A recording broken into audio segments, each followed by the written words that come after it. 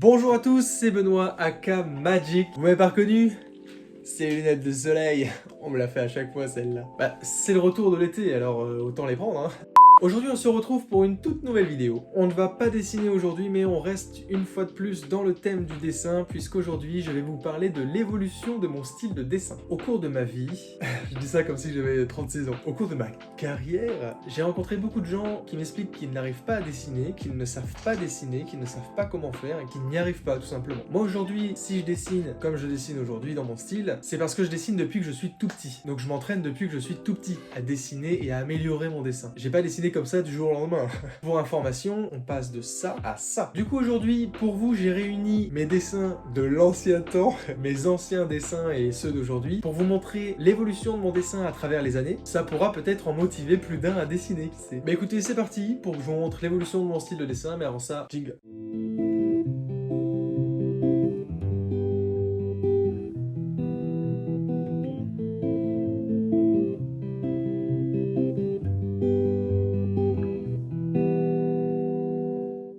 Alors moi j'ai toujours eu le même style de dessin, c'est-à-dire du style Big Head Cartoon, qui est inspiré des Lego, de la pop culture, qui est inspiré du monde kawaii, du monde chibi, c'est un mélange de tout ça en fait. Mais forcément on n'est pas arrivé à là d'un seul coup. Il y a eu quand même beaucoup de travail et beaucoup d'évolution, vous allez voir. Alors forcément j'ai pas pris des dessins où j'étais en école primaire, puisque bon bah, je dessinais comme tout le monde, hein, crayon, bâton, voilà. J'ai pris des dessins à partir du moment où j'ai vraiment commencé à avoir un style, donc vers mes 10-11 ans. Avant je me cherchais plutôt, je savais pas trop ce que j'avais envie de dessiner, je dessinais tout le temps, hein, ça c'est sûr, j'en copiais des dessins, style Dragon Ball Z, etc. Mais je ne savais pas quoi faire et j'avais pas de style à proprement parler. J'ai commencé à développer ça donc vers mes 10-11 ans. Au tout début par exemple, je dessinais tout petit, mais vraiment. Et je ne faisais pas de bras, pas de chocolat. Et comme je faisais pas de bras, bah, c'était très difficile de capter les mouvements des personnages. Je ne faisais pas de nez non plus. Et encore aujourd'hui, parce que tout simplement je ne sais pas les faire. Je dessinais uniquement au bic, je mettais très rarement de la couleur, mais si j'en mettais, c'était avec des feutres basiques pour l'école, quoi. Je faisais surtout de la BD en amateur, uniquement en noir et blanc, c'est très important pour la suite, vous verrez. Très simple, je prenais des feuilles A4 blanches, je les pliais entre elles, je les agrafais, et ça me donnait un petit cahier que je pouvais dessiner à l'intérieur pour faire une petite BD. Oui, j'ai inventé à l'époque un super-héros qui s'appelle Pekuman. C'était une parodie de Spider-Man à la base. Pour ceux que ça intéresse, vous me le direz dans les commentaires, je vous mettrai des photos de mes anciennes BD sur Instagram. Ou alors, à la place de la BD, je remplissais des cahiers complets, en fait, où je faisais des croquis, je dessinais des personnages, je m'entraînais un peu, je notais des idées à droite à gauche pour mes BD. J'étais à peu près au collège, dans ces eaux-là. En tout cas, je me rappelle que Pekuman, j'ai inventé ça, j'étais en 6ème, donc j'avais 11 ans. Aujourd'hui, j'ai 27 ans, hein, pour rappel. Arrivé au lycée, j'étais toujours dans la BD. J'ai inventé un groupe de super-héros inspirés de mes amis de l'époque. D'ailleurs, je suis toujours en contact avec certains d'entre eux. Léa, Ryan, big up les potes. Je vous oublie pas, vous êtes dans mon cœur.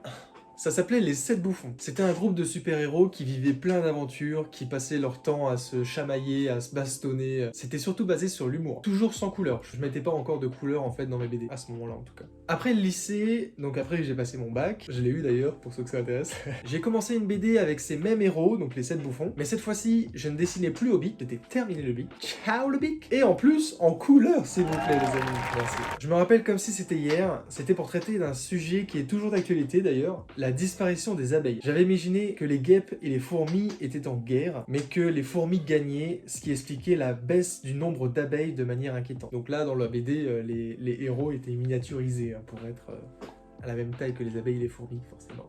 Je l'ai jamais terminé. Bien après tout ça, donc à peu près 3 à 4 ans après, bah déjà j'ai pris de la moustache, et surtout j'ai arrêté la BD, enfin j'ai arrêté, j'ai mis la BD un peu de côté pour pouvoir me consacrer aux caricatures. À travers différents personnages de différents univers, j'ai fait plein de petites caricatures comme ça en format A5, donc bien plus grand que les tout petits bonhommes que je faisais sur mon cahier, pour pouvoir montrer un peu plus de détails. C'est d'ailleurs à ce moment-là que j'ai créé mon Instagram. Si vous allez sur mon Instagram et vous allez tout en bas les amis, vous verrez d'anciens dessins à moi qui datent d'il y a 2-3 ans. C'était avant la mise à jour. Et après, tout a été très vite. J'ai changé de matériel, j'ai affiné mon trait, j'ai commencé à faire des ombrages, et dans un format encore plus grand, le format A4. Alors, le but de faire un format encore plus grand, c'était de pouvoir faire un maximum de détails et travailler les détails sur les personnages. Après, avec ce style bien plus détaillé que les formats A5, puisque là, on double le format, j'ai fait des formats encore plus grands, et j'ai appelé ça des affiches de films. D'ailleurs, vous pouvez en voir sur cette chaîne, hein. Il y a des vidéos où je fais des affiches de films, justement. Et après, j'ai commencé à faire des cartes. J'ai gardé, justement, le concept des tout petits personnages, parce que le plus important dans la carte, c'est pas forcément les personnages, c'est surtout les lieux en fait. Ensuite, j'ai créé ma chaîne YouTube pour pouvoir partager tout ça avec vous, ma passion, le dessin, et pour pouvoir vous donner aussi quelques petites astuces, quelques petites tips. Mais ça n'a rien à voir avec l'évolution de mon dessin. Donc du coup, pour rappel, on est quand même passé de ça à ça. C'est pas rien les amis, ça a pris énormément de temps, puisque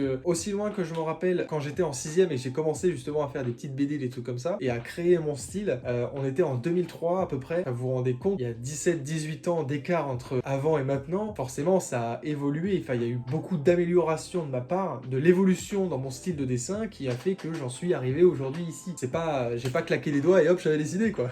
Les gens qui vous disent, ou si vous-même vous vous dites, je ne sais pas dessiner, eh ben les gars, entraînez-vous, travaillez, dessinez, c'est comme ça que ça marche. Conclusion, un style de dessin, ça évolue au fil du temps. Tout ne se fait pas du jour au lendemain. Par exemple là, ça fait 18 ans, c'est pas rien, c'est la majorité quand même chez quelqu'un. Faut s'entraîner, faut persévérer, faut se motiver à dessiner. Si on aime dessiner et qu'on a envie de créer son style et de le faire évoluer au fil du temps, bah il n'y a pas de magie les amis, hein, faut travailler. Je suis perturbé parce que je viens de dire il n'y a pas de magie et j'ai envie de dire si, il y a moi. Comme tout le monde, j'ai commencé en faisant des petits bonhommes avec un rond, des traits et un bâton, et j'ai peaufiné au fil du temps pour arriver à ce qu'on en est aujourd'hui, c'est-à-dire le style Big Head Cartoon. Voilà les amis, c'est la fin de cette vidéo, et oui déjà, je sais, mais on se retrouve la semaine prochaine pour une nouvelle vidéo. J'espère que cette vidéo vous a plu, que ça pourra vous aiguiller si vous souhaitez dessiner, et en même temps, j'espère que ça vous a intéressé, le fait de voir l'évolution de mon dessin à travers le temps. Si c'est le cas, je vous invite à aimer cette vidéo et à la partager. Je vous invite également à la commenter pour savoir ce que vous en avez pensé. Si vous aimez bien dessiner par exemple, dites-le moi, ça m'intéresse vraiment. Je vous invite également à vous abonner à la chaîne. Je mets des vidéos toutes les semaines en mettant la petite cloche hein, pour être averti de chaque vidéo qui sort. On connaît également les réseaux sociaux si vous avez un peu de temps là, parce que bon,